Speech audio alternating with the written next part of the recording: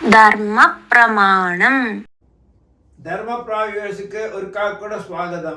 വാദ്യാർ இப்போ ശബരിമലയ്ക്ക് எக்ஸ்கர்ஷன் மாதிரி போயின்னு இருக்கா, பிக்னிக் மாதிரி இருக்குது. இன்னைக்கு காத்தால ஏறா, சாயங்காலம் போறா, திரும்பி வரா. இது ശരിதானா?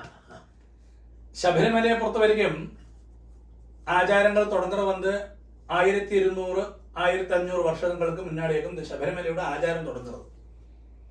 சாஸ்திரமாயிட்டு அதுக்கு ஒரு பந்தவும் இல்லை.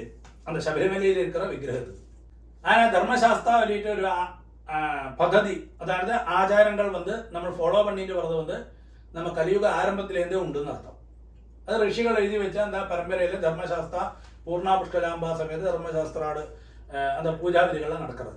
அந்த பூஜா விதிகளில் லയിച്ചതാകും இந்த ശബരിമല ஐயப்பன் உள்ளதாகும் ஒரு നമ്മൾ അതിൽ ശാസ്ത്രമായിട്ട് பெரிய அதில் பாண்டித்யமுள்ளவெல்லாம் கண்டுபிடிச்சிருக்கா. அந்த ஆச்சாரம் நம்ம ஃபாலோ பண்ணிட்டு வரோம்.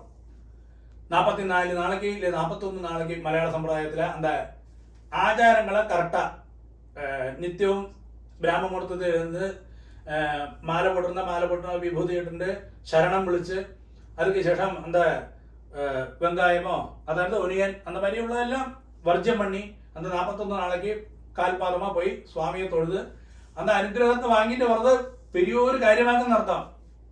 அப்போ இன்னைக்கு என்ன ஆகுது, என்ன சும்மா போகிறவங்க நான் ശബരിമലയ്ക്ക് പോകാൻ ഒരു ടാറ്റ കാട്ടാൻ ഒരു പിക്നിക് മാതിരി പോകാൻ ഒരു ടൂർ മാതിരി അത് കഴിഞ്ഞ് ശബരിമലയിൽ നിന്ന് പറയാൻ അതൊരു എന്നെ ഒരു ചുമ്മാ ഒരു പിക്നിക് മാതിരി ആച്ചെന്ന് അർത്ഥം.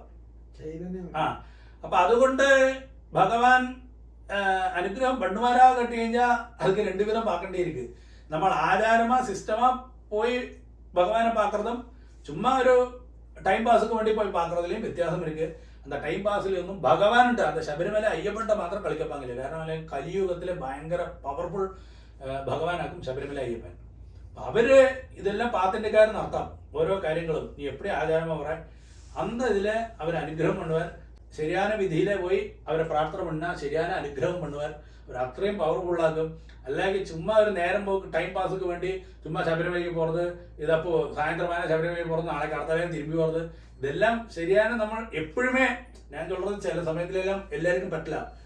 നമുക്ക് ആചാരങ്ങൾ പണ്ണ പറ്റുക, അതിലെ പല വിധങ്ങൾ ബുദ്ധിമുട്ടുകളെല്ലാം ഇരിക്കുക. அந்த மாதிரி സന്ദർഭത്തിൽ ഓക്കെ നമ്മൾ ഒരു വാരമാത് ഇല്ല ഒരു 4 നാളാത് அந்த വ്രതത്തെ അനുഷ്ഠിച്ചിട്ട് പോയി ശബരിമല അയ്യപ്പനെ பார்க்கணும் എന്നൊക്കെ ഞാൻ ചൊല്ലുവേ. அப்போ அந்த மாதிரி ஒரு രീതി നമ്മൾ കറക്റ്റാக ഫോളോ பண்ணണം. അത് இந்த കാലത്തിലുള്ള அந்த ആചാരം.